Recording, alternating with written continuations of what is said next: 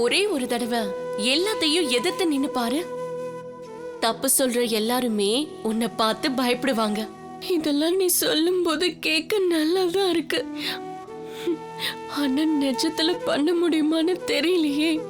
மனம் இருந்தால் மார்க்கம் உண்டு. உன் மனசாட்சி நானே சொல்றேன். அப்புறம் ஏன் உன்னால பண்ண முடியாது? சாந்தாக்கா இவ்வளவு பாவம்னு தெரியுமா? என்னாலதான் விஜயா கிட்ட அடிபட்டு வீட்டுக்கு வந்தாங்க. வீட்டுக்கு வந்ததுக்கு அப்புறமும் அவங்க வீட்டுக்காரர்கிட்ட என்னாலதான் அடி வாங்கினாங்க. அவங்கள நான் கூட பிறக்காத அக்கான்னு வாய் வார்த்தைய சொன்ன போதுமா? நான் தப்பே பண்ணல. சாந்தா அக்கா வந்து சொன்னா வீட்டை விட்டு போறேன்னு அடம் பிடிச்சிட்டு தான் இருந்து. ஆனா பாவம் நர்மதாவும் திவாகரும் எனக்காக அடி வாங்குறத என்னால பொறுத்திக்க முடியல. அத கிளம்பிட்டேன்.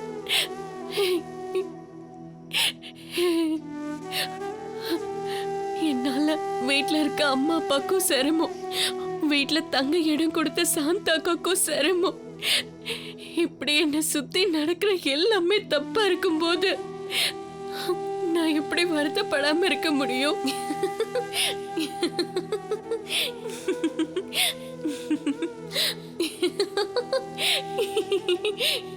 என்ன நீ ஒன்ன சிரிக்கிற? பிரச்சனை பார்த்தா உனக்கு சிரிப்பா இருக்கா? சிரிக்காம என்ன பண்ண சொல்ற? குழந்தையா இருந்தப்போ பக்குவமா பெரிய மனுஷி மாதிரி நடந்துகிட்ட. இப்ப பெருசானதுக்கு அப்புறம் சின்ன குழந்தை மாதிரி பேசிக்கிட்டு இருக்க. இந்த உலகத்துல பிரச்சனை இல்லாத மனுஷங்களே இல்ல. ஆனா எல்லாரும் என்ன பண்றாங்க? பிரச்சனைன்னு வரும்போது அழறாங்க, தண்ணீரக்கம் படுறாங்க, புலம்புறாங்க, ஏன் சில பேரு தற்கொலை கூட பண்ணிக்கிறாங்க. ஆனா நீ எவ்வளவு பிரச்சனை வந்தாலும் என் கனவுல ராணியா தானே வாழ்ந்துகிட்டு இருந்த. அப்பெல்லாம் நீ உன்னை கஷ்டப்படுத்தின எல்லாரையுமே தண்டனை கொடுத்து ரசிச்சியே. ஆனா இப்போ நீ ஆத்துக்குள்ள விழுந்த சருகு மாதிரி வாழ்க்கை போற போக்குல போயிட்டு இருக்க. யாருக்காகவும், ஏன் உனக்காக கூட உன் தனித்தன்மையை விட்டு கொடுத்துறாத. இந்த உலகத்துல ஒரே ஒரு பிபி தான். உன்ன மாதிரி உணர்வுகள், அன்பு, கற்பனை, தீவிரம் வேற ஒருத்தருக்குமே இருக்காத. உனக்கான புது வாழ்க்கை இந்த ஊர்ல காத்துக்கிட்டு இருக்குன்னு ஒவ்வொரு நிமிஷமும் நம்பிக்கையோட இரு. நீ சந்தோஷமா இருந்தாதான் உன்னை படைச்ச சாமிக்கு கூட உன்னை பிடிக்கும்.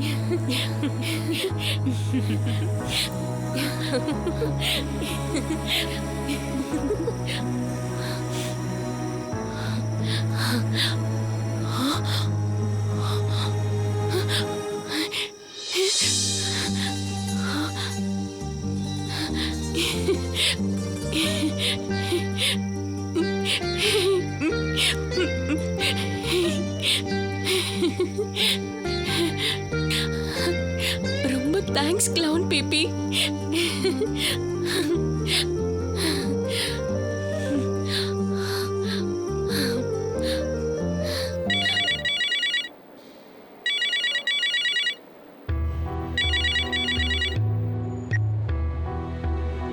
ஹலோ, சொல்லுங்க. சாந்தா, இப்போ வலி எப்படி இருக்கு? பரவாயில்ல. காலையில் உன்னை டிஸ்சார்ஜ் பண்ணிடுவாங்க, பார்த்துக்க. ஏதாவது அவசரம்னா எனக்கு ஃபோன் பண்ண. பசங்கெல்லாம் சாப்பிட்டாங்களா? ம், அதெல்லாம் ஆச்சு. சரி, குழந்தைங்கள்ட்ட கொடுங்க, நான் பேசுகிறேன். குழந்தைங்க 2 பேரும் தூங்கிட்டாங்க. காலையில் ஸ்கூலுக்கு போகிறதுக்கு முன்னாடி உனக்கு கால் பண்ணி கொடுக்குறேன். அப்புறம் குழந்தைங்கள ஸ்கூலில் விட்டு திரும்பி வரும்போது உன்னை கூப்பிட்டுக்கிறேன். சரிங்க. அப்புறம் பிபி என்ன பண்ணுறா? அதெல்லாம் காலைல பேசிக்கலாம். நீ ஒழுங்கா ரெஸ்ட் எடு.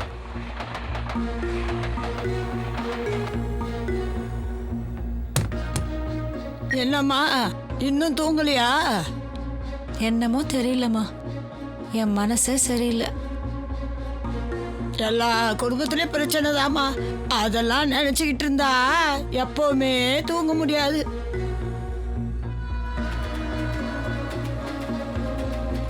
இதை பாருங்க, வீட்டில் நடந்ததை பற்றி அம்மாக்கிட்ட எதுவும் உளறி வைக்கக்கூடாது, புரியுதா?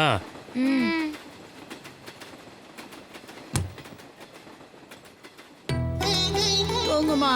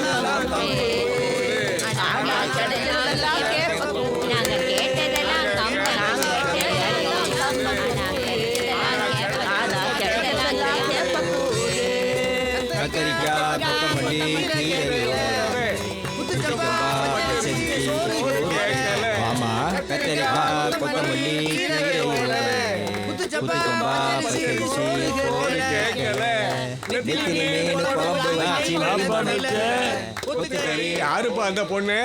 தெரிஞ்ச பொண்ணுதான். தங்குறதுக்கு இடம் இல்லாம ரோட்ல நின்னுகிட்டு இருந்துச்சு. அதனாலதான் இங்க கூப்பிட்டு வந்தேன். இடத்துக்கா பஞ்சம்? ஆச்சுன்னா பாரு, நம்ம ராஜ்யம் தானே. ஆமா. அட ஏன் பாட்டை நிறுத்திட்டீங்க? பாட்ட ஆரம்பிங்க.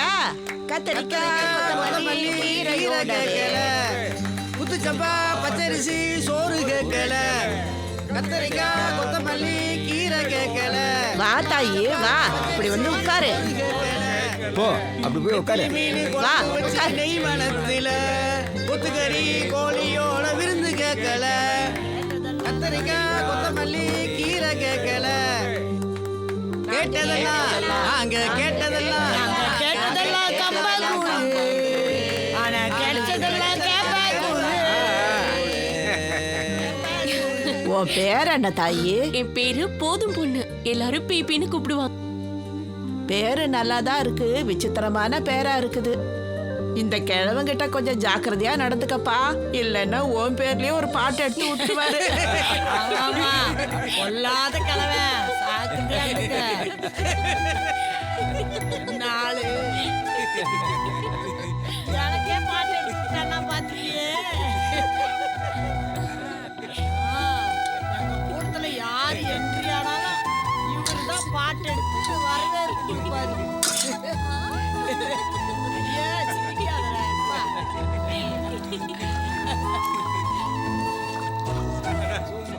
இந்த லட்சணத்துல ஆட்ட வேற போடுவாரு பாத்துக்க.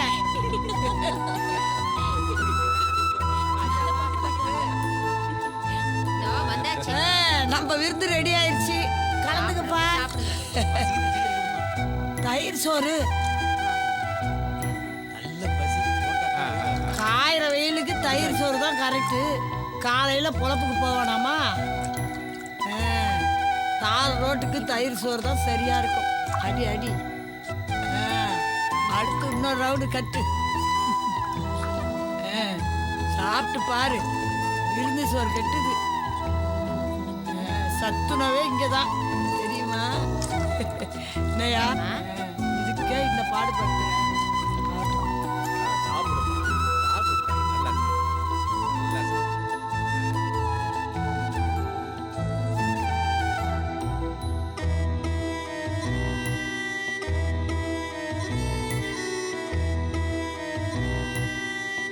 ஏம்மா, அந்த புள்ளைக்கு இன்னொரு உருண்டை சோறு கொடுமா. பாவம் எப்ப சாப்பிடுச்சோ தெரியல. எனக்கு போதும் தாத்தா, நீங்க சாப்பிடுங்க. உங்களுக்கு பத்தாம போயிட போதும். பத்தாத குறை மட்டும் இல்லம்மா, பசி கிடந்து எங்களுக்கு பழகிருச்சுமா. ஆமா தாயி, ஒரு காலத்துல இந்த ஊருக்கே சோறு போட்டோம். இப்ப பசிதான் எங்க வயிற்றுல எப்பவும் இருக்குமா. எல்லாம் எங்க தலைவிதி.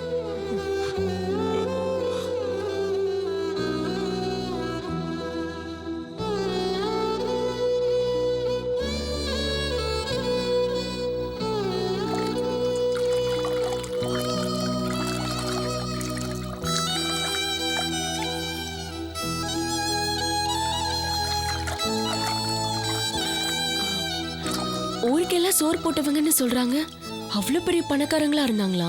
பணக்காரங்க இல்லம்மா, அந்த பணக்காரங்களுக்கெல்லாம் மேல. என்ன புரியலையா? அந்த பணக்காரங்களுக்கெல்லாம் சோறு போட்டவங்கம்மா இவங்க விவசாயிங்க.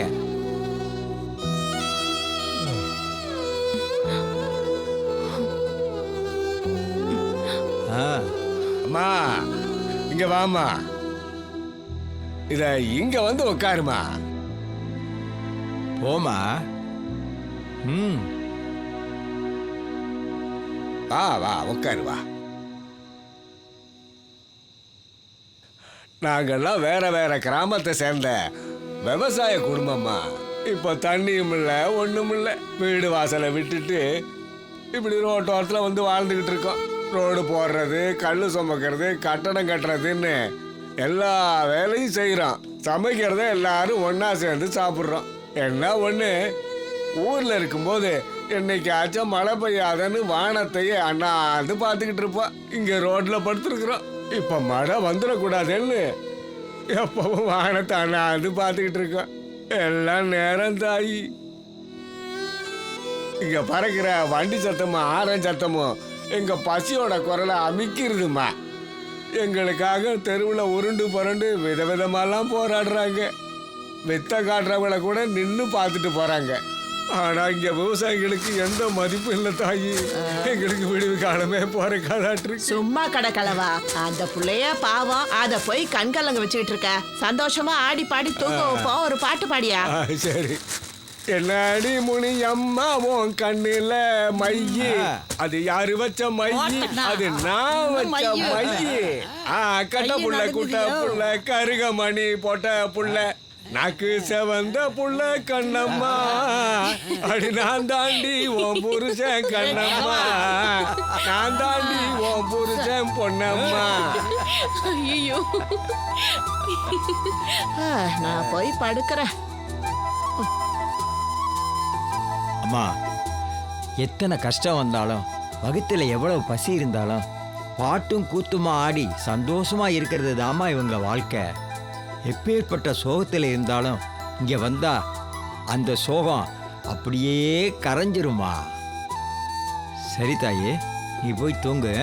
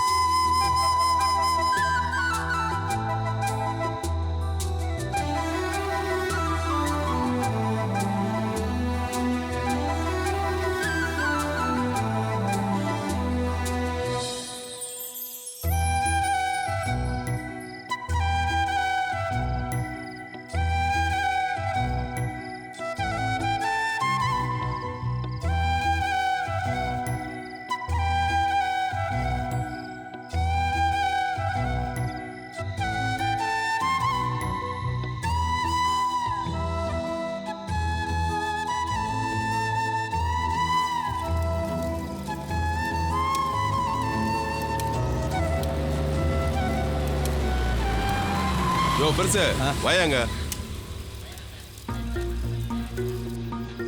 சொல்லுங்க. ராத்திரில எங்கேயா போயிட்டு இருக்க? இங்கேதான் படு தூங்கிட்டு இருந்தேன். ஒண்ணுக்கு போகலாம்னு அப்படியே போனங்க. ரோட்ல படுக்க கூடாதுன்னா எவையா சொன்னா கேக்குறீங்க? எவனாவது காரை விட்டு ஏத்திட்டு போயிடுவான். அப்புறம் ஸ்டேஷனுக்கு காலையிலே வந்து குய்ய முயன்னு கத்த வேண்டியது. எல்லாரும் கூலி வேலை பார்க்குறவங்க ஐயா. வீடு வாசல் இருந்தா நாங்க ஏன் ரோட்ல படுத்து தூங்குறோம்? அப்படிதான் இறக்கப்பட்டு நாங்களும் விட்டுட்டு போறோம். ஆனா கூலி வேலை செய்யறவங்க போர்வையில பெரிய பெரிய வீட்டுக்குள்ள பூந்து கையில கிடைச்சதை எடுத்துக்கிட்டு கூட்டத்துல வந்து கலந்துறாங்க. இல்லையா, இங்க அப்படிப்பட்டவங்க யாருமே இல்லையா? யோ அப்படின்னு நீ சொல்ற, இத சாதாரணமா விட்டுற முடியுமா? போலீஸ் ஆயா எல்லாத்துக்கும் பொறுப்பு. எவையா மேல் இடத்துக்கு பதில் சொல்றது? சரி,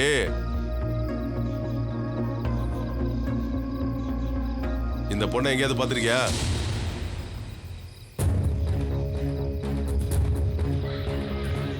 சரியா தெரிய மாட்டேங்குதுங்க. கொஞ்சம் போனை கையில கொடுங்க. இந்தா. யோ கான்ஸ்டபிள், காலைல டியூட்டி முடிஞ்சு போறதுக்குள்ள மீனை பிடிச்சிடலாம். புரிஞ்சுதா? பாரு, அந்த பொண்ணு இந்த ஊருக்கு தான் இருக்கணும். ஐயா, இந்த பொண்ணை நான் பார்த்ததே இல்லையா? பார்த்தா உடனே தகவல் சொல்றியா? இதை பார்க்கறதுக்கு எவ்வளவு நேரம்? புரியா? ஐயா, என்ன இந்த போட்டோல இருக்கிற பொண்ணு என்ன தப்பு பண்ணுச்சு? யோ, ராத்திரி நேரத்துல உனக்கே இவ்வளவு ஆர்வம் அதிகமா இருக்கு? திருட்டு கேசியா? போய் வேலையை பாரு. ஓ வண்டியடியா.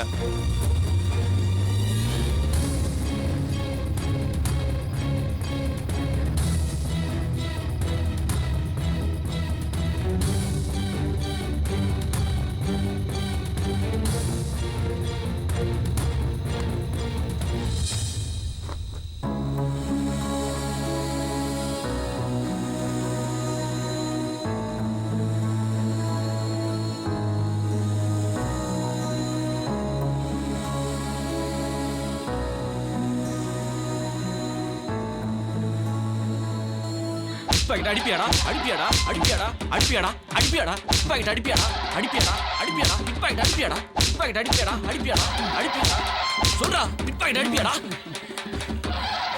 ஏண்டா இவ்வளோ அடி அடிக்கிற? அமைதியா உட்கார்ந்துருக்கியாடா? இந்த தொழில்ல பழந்தின்னு கொட்டை போட்டவனை அடிக்கிற அடிக்கு தானா அலறி அடிச்சுட்டு ஓடுவான். நீ என்னடான்னா அமைதியா எப்படிடா இருக்க?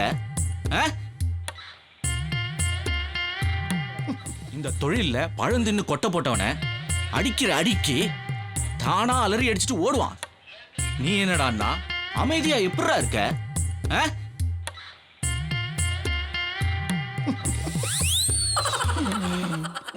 ஏய், சொல்ல போறியா இல்லடா? சார், அந்த விஷயத்தை எப்படி சார் வெளில சொல்றது? ஏண்டா, அடுத்தவன் காசு திருடுறதுக்கு வெக்கம் இல்ல, ஏன் திருடுனன்னு வெளியில சொல்றதுக்கு உனக்கு வெக்கமா இருக்கா? சொல்றா.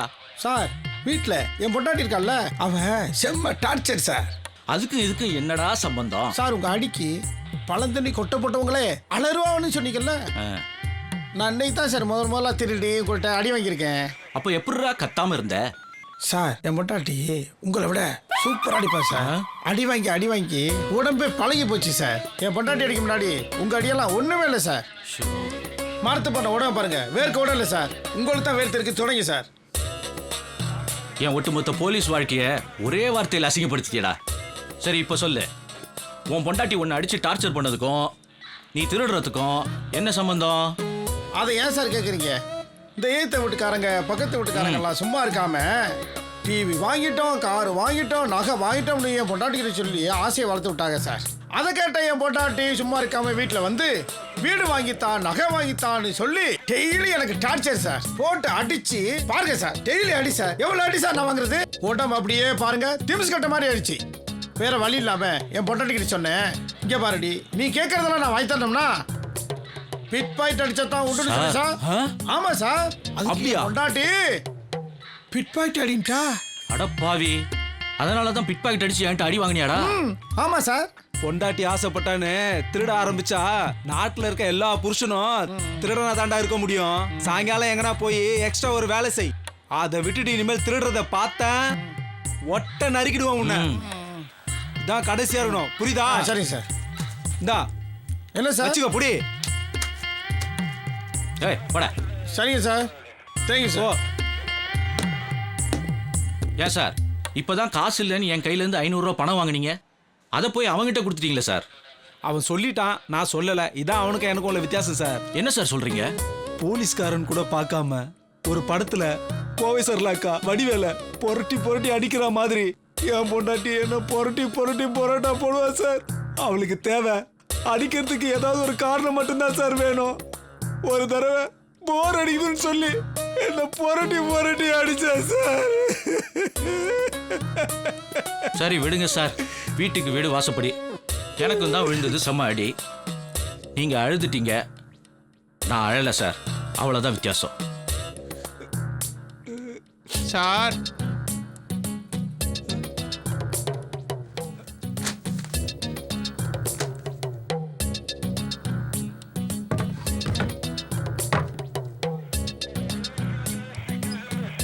வணக்கம் உனக்கு சார். என்னப்பா பிரச்சனை? என் பேர் சம்பத்து.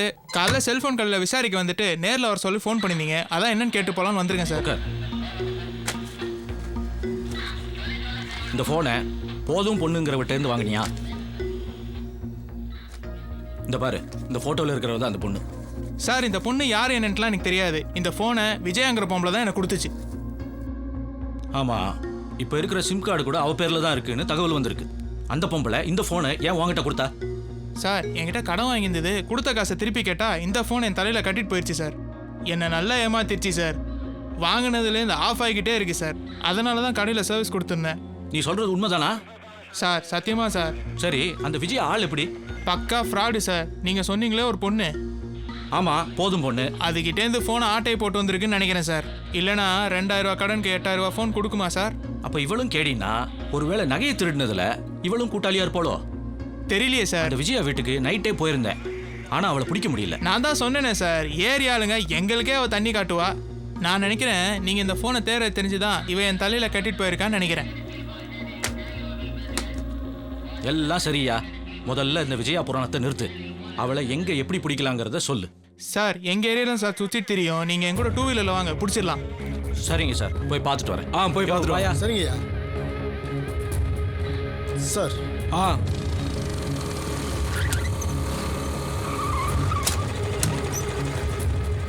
ஏன்பா வழக்கமாக இங்கே தான் இருப்பாளா?